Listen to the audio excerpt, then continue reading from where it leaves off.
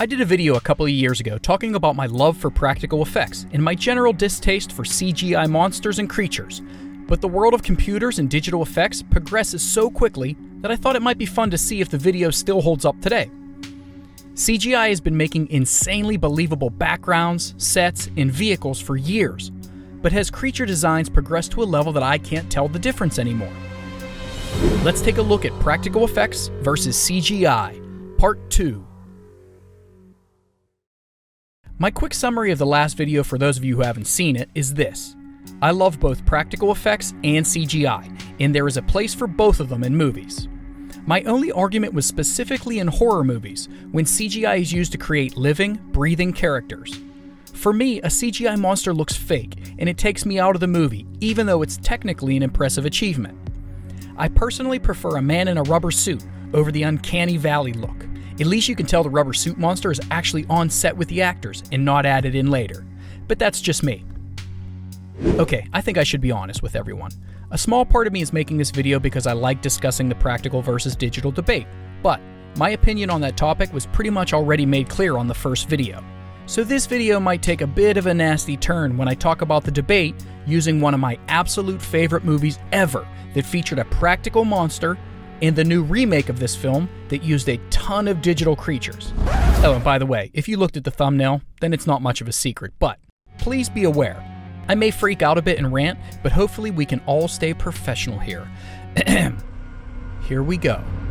What the actual you absolute freaking heads? What have you done? What have you done?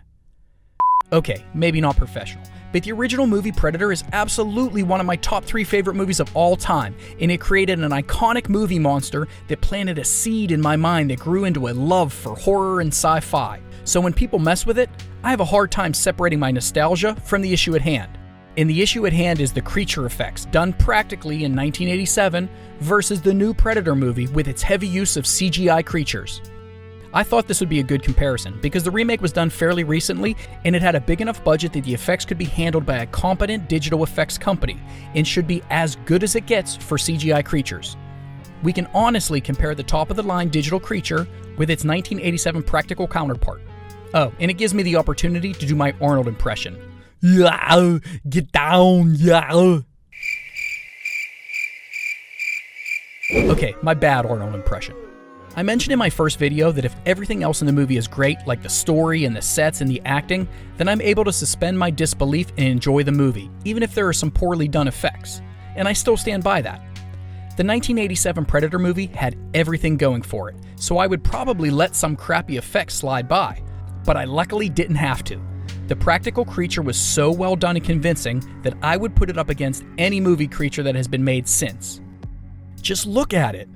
There's no uncanny valley feeling for me, and it definitely fits seamlessly into the scene, and there is no doubt that there is an actual creature interacting with the environment and the other actors. It's so freaking awesome. Now let's take a look at the new remake done 32 years later with a larger budget and all the power of our modern day computers. Alright, that was obviously a joke, but look at it. I know it's just a completely subjective opinion, but I hate it. I hate everything about it, and it's hard for me to explain why in words. It just doesn't look or feel right to me. I wish I was better with words so that I could explain why it doesn't work for me, but maybe some of you can help me in the comments. Why do I hate this CGI version of the Predator so much, and why does it take me out of the movie every time it's on screen? Okay, I have a theory. And although I'm way too lazy to actually test it to get the actual data, I'll pose it here and let one of you do the research and report back. I would bet that there's an age component that comes into play when you ask someone to pick which Predator they like. See, I grew up and started my passion for movies in the 80s, when digital creatures didn't even exist. Now as the medium is changing, I'm struggling to accept it and my brain doesn't allow me to believe it or enjoy it when it doesn't look like the movies and creatures that I grew up watching.